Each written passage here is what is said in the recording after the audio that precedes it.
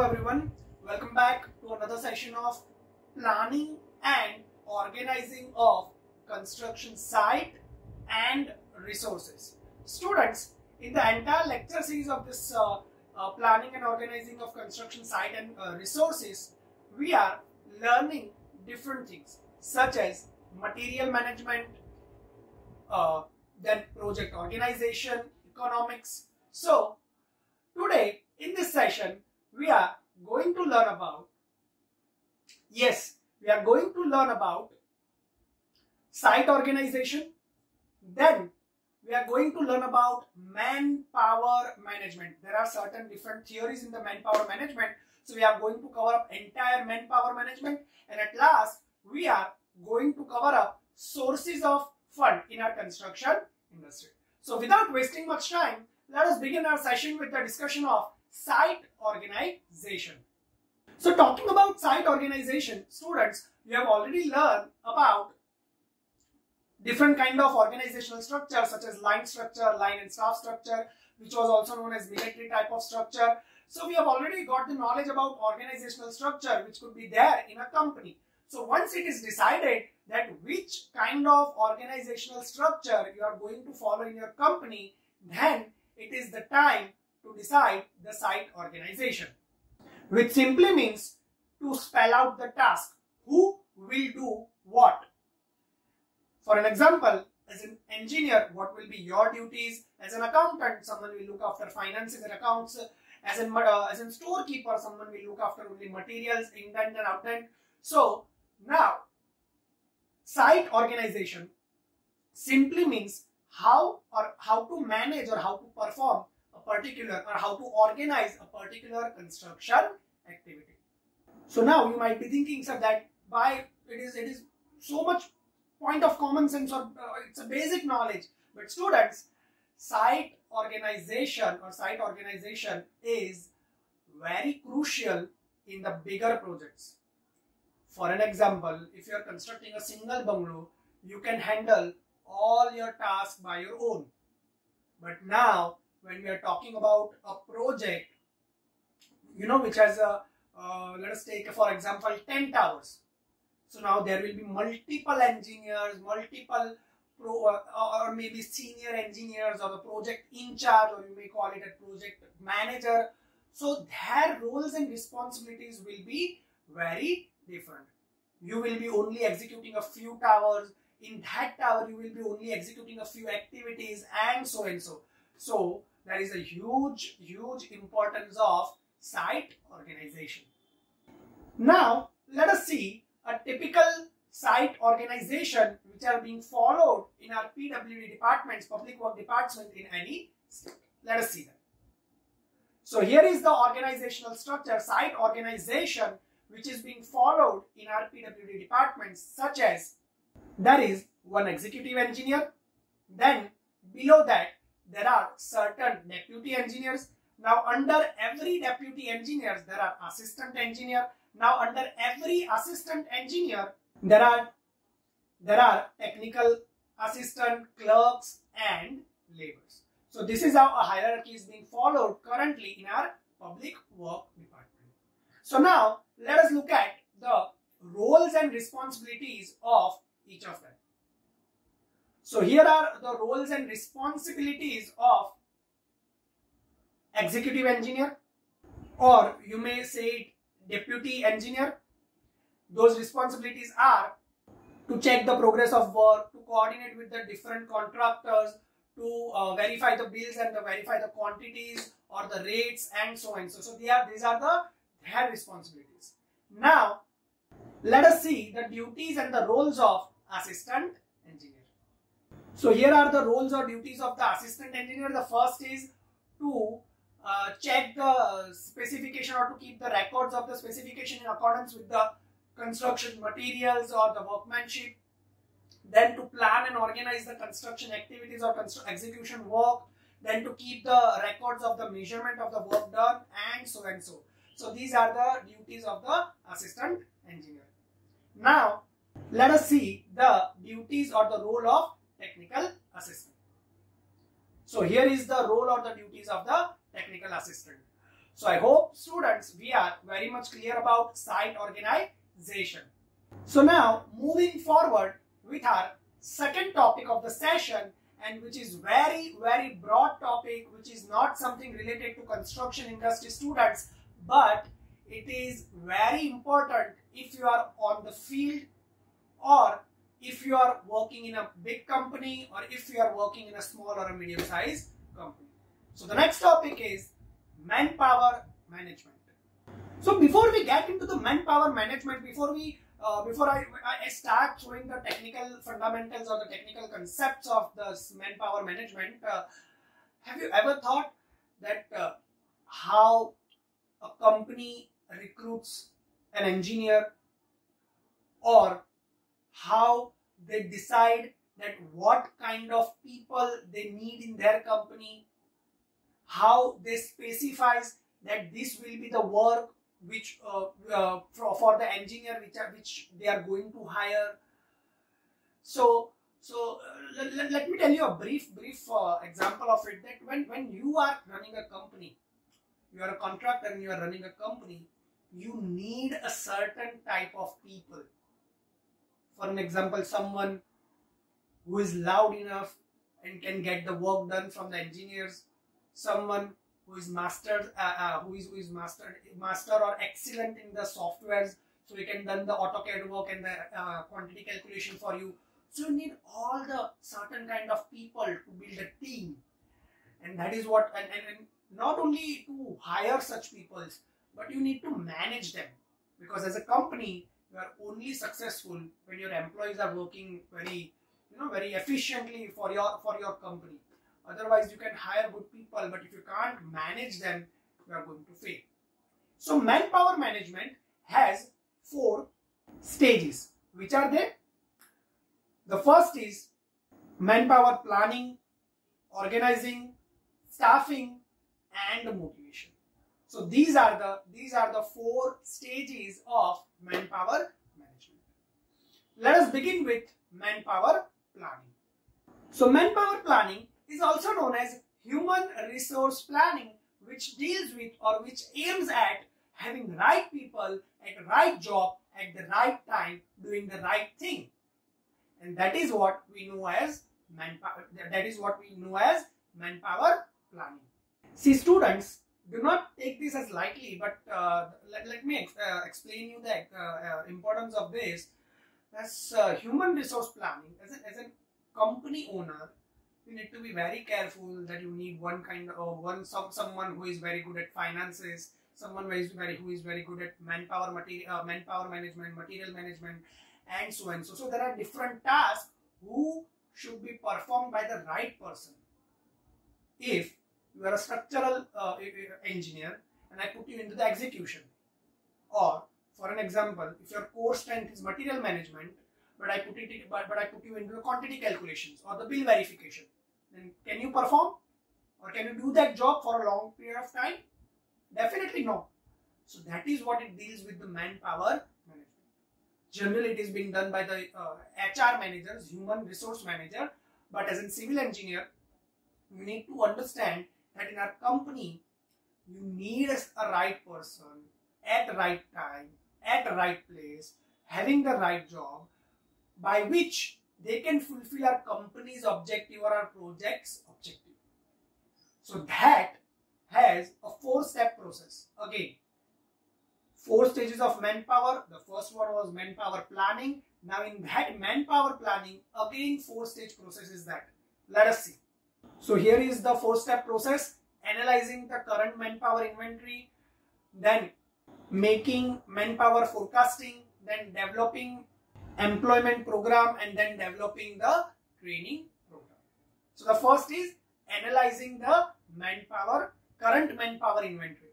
That means before you start selecting the people, students, before you start selecting the people, first you need to analyze that what is your type of organization, then number of department, type of department, what is the workload, what will be the expected task, what is the current strength of employee. Once you determine all of this, then and only then then and only then you are going to hire someone. Then and then you only going to know that okay, this much amount of people are there, they are working this much. Now I will need 1 or 2 people who will do this and this task. Alright. So first is analyzing the current manpower inventory. Then the second is making future manpower forecasting. So now once you have derived all the data about current inventory of the manpower, then you can forecast that okay, this much amount of new manpower I will require. Now to decide that, there are certain methods such as expert forecast. You take informal decisions, you take the you take the advices, or you take the use of Delphi technique. So this is the forecasting method known as expert forecast. Then there is trend analysis. Trend analysis can be done from the past, future and the current ratio. So that is the trend analysis. Then there is another method of workload analysis, that current people execute what amount of work in what time. And the last is other methods such as mathematical modeling, statistical methods and so and so. So now forecasting methods are done. The next is developing employment program. So in the development of employment program, now you have forecasted that what kind of manpower you require. Now you decide the selection process, the job description, the interview process, the initial screening, and so and so. That is your employment program. And then there is development of training programs. That once you hire someone, it may happen that he is right for the job, but he needs to be fit in your organization and he should be work according to your requirements, and so that you need to train that employee. So that is training programs. So this was our first stage, students. This was our first stage, manpower planning. In that there were 4 stages. Alright? I hope we are very much clear about this point. So you might be thinking, sir, that in the market there are a number of engineers who are willing to do the job. Just pick 1 or 2 and get the work done. Why not we can do that? So students, let us see the importance of manpower planning. So here is the importance of manpower planning. At first, it is key to managerial functions. What are the managerial functions? Planning, organizing, staffing, controlling, coordinating, monitoring. So these functions are performed by the humans. So that is they are the key to these functions. Second, efficient utilization. That once you have hired right kind of people for the right job, so you can utilize them in the efficient way. The next is motivation. Well, staffing function does not only means that you need to hire the people, but it also means that you need to motivate them so that they can achieve your company objective. It may include incentive techniques, financial incentive, non-financial incentives, which we are going to discuss in the later on the session. So this is the motivation. The next is better human relation. I don't think so. I have to explain something about a better human relation. And the last importance is higher productivity. That if you have the right people at the right time, then you can have the better productivity at the work, and they can do more work in their job time.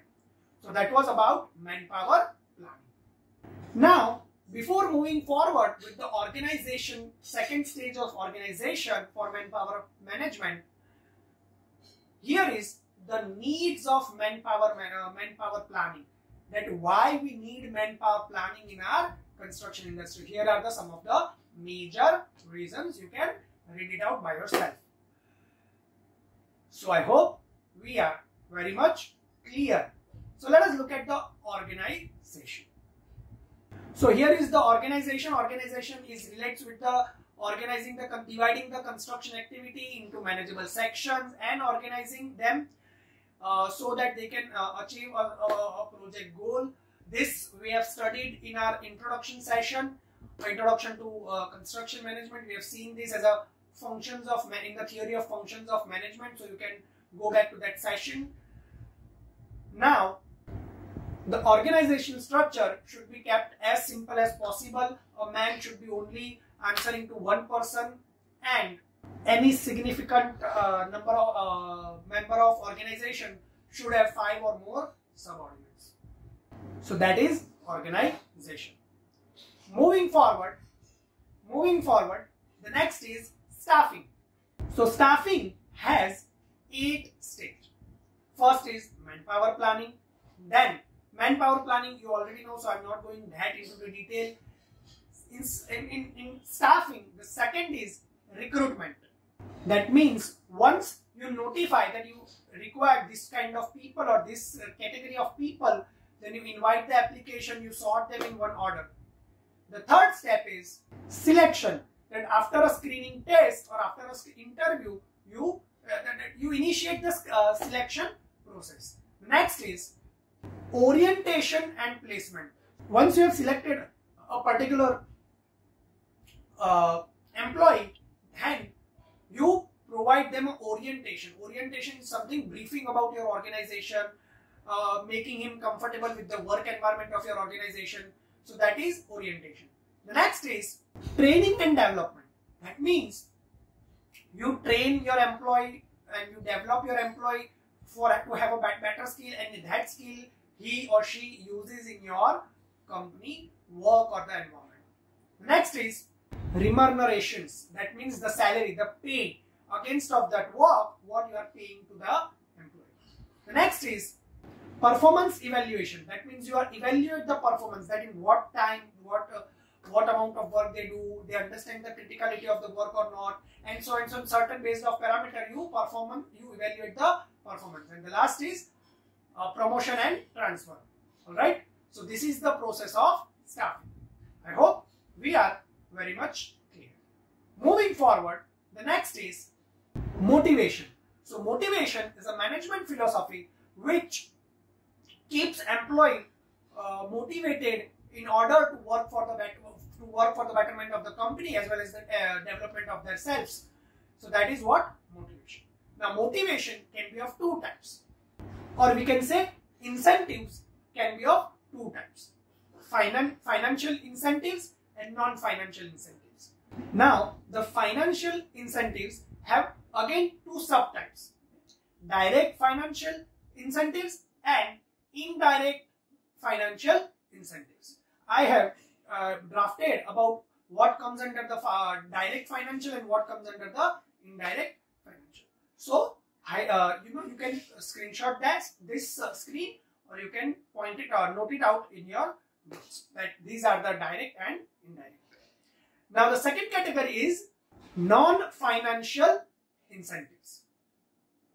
So in non-financial incentives, there could be social and sports activities, educational facilities, suggestion schemes, then promotional policies, better working conditions, and so and so. So these are something which are non-financial incentive schemes. So now let us see what are the advantages and disadvantages of having these incentive schemes. So these incentive schemes can help to achieve the better productivity, to motivate the employees. Then it helps in reduction of the hindrances at the work. Manpower can be utilized effectively, and so and so. Now what are the disadvantages of that? If this incentive scheme is complex, then it may create the confusion among the employees. Then consistency can be reduced because your employee will only think of to achieve the incentive, not to achieve your company goal. So consistency may affect. So these are the certain disadvantages of incentive programs. And at last, here are the objectives of incentive programs. So this was all about manpower management. I hope we are very much clear to it. I know this is not something very technical, but still as an aspect of if you are running your company or if you are working in an organization, this kind of things you need to keep in the mind. Now moving towards our last topic, that is sources of funds. Let us see that. So sources of fund, there are variety of sources of funds or the wide range of sources of funds for your construction project, but the sources of funds always depend on the nature of your company, your company's financial condition, and the availability of the option. You want something as a source of finance, but it may happen that is not available. So now let us look at the various sources of funds. Starting with overdrafts, short-term loans, then business capitals, debentures, business angels, venture capitals. Then there are sales and leaseback, then PFI, issuing shares, grants and commissions. So these are the certain sources of funds which you can use to fund your project. Because students, this also you need to keep this in mind, that when you are working on a project, it is not possible to invest all your money. Think by yourself. For an example, if you are constructing a highway worth rupees 100 crore, are you going to invest 100 crores by yourself or from your own pockets? No. You are going to invest certain amount, and then you are either taking a loan or maybe finding an investor, which is known as business angels, or you are doing a merger with a company which is venture capital, and so and so. So these are the certain options which you can do. So let us begin our discussion with overdrafts. So overdraft is a short-term funding source and which is to be repaid within a year, within one financial year. The interest is only charged when you use a certain facility, and they can be arranged on a short-term notice, and they can be borrowed at any time. These are known as overdraft. The second is our loans. Generally have higher rate of interest, and in loans the rate of interest is fixed, the amount of loan is fixed, the what amount you are going to repay every month, it will be fixed. So that is your loan. And in the loans, the cost of borrowing the money can be compared with the return by internal rate of return method. Now the long-term funding sources are, the first is sales and leaseback. Sales and leaseback, that means you are selling off your company asset and then you are taking them back on lease. By doing this, you are freeing your capital, freeing your money by solding your asset to a certain company. Against of that asset, now you are leasing from that company. Understand it very carefully, students. Sales and leaseback. What does that mean, sales and leaseback? That means you are selling off your company assets. You are selling off your company assets. And then you are taking them back on lease from whom you have sold. By doing this, you are getting back you are using your assets. You are freeing your money. You can invest that money into something else. So that is your sales and leaseback. Then debentures or loan capital. So these are the loans which are being floating amount based on your company's asset value or based on your company valuation, which is known as debentures. That you can borrow certain amount from the market or the financial institute based on your market value or based on your company's asset value. And this is how big companies like Vijay Mallya's company or the Nirav Modi's company, or you can say even Tata's and Ambani's, are getting loans. These are known as debentures. Based on their market value or based on their company's asset value, they are having some floating amount, right? Then there are business angels. Business angels, that means the financial institutions or the investors which pay you the money or which invest heavily in your company. The next is venture capitals. So the venture capitals offer more than 100K to the companies, which generally a certain financial institution may feel that is risky. Now, this venture capitals gives you the money, but in return, they take the equity of your company. Also, they take part at the strategic level, and they influence the decision making. So that is venture capitals. Then the next is share capital. Share capital, that means you pull out your shares in the market. Normal people buys that share, they earn the profit, they sell the shares and they earn the profit. They even on your profit they earn the dividends, and you get the money to do the business based on their investment. So that is shares capital. Then retained profits. See students, in the business not all the profits are taken away to the owner or to the partner. Certain profits are retained so that you can use to fund the project. So that is your retained. So these are the sources of finance. I hope we are very much clear up to this point. It may happen that sources of finance you are not going to see immediately in your job time, but over the period of time in your career, you are going to realize that there are various sources of fund to manage the finances of the business or the company. So this is it. That was all about today's session. In case of any query or doubt, you can always contact me on my mail or my number. Thank you.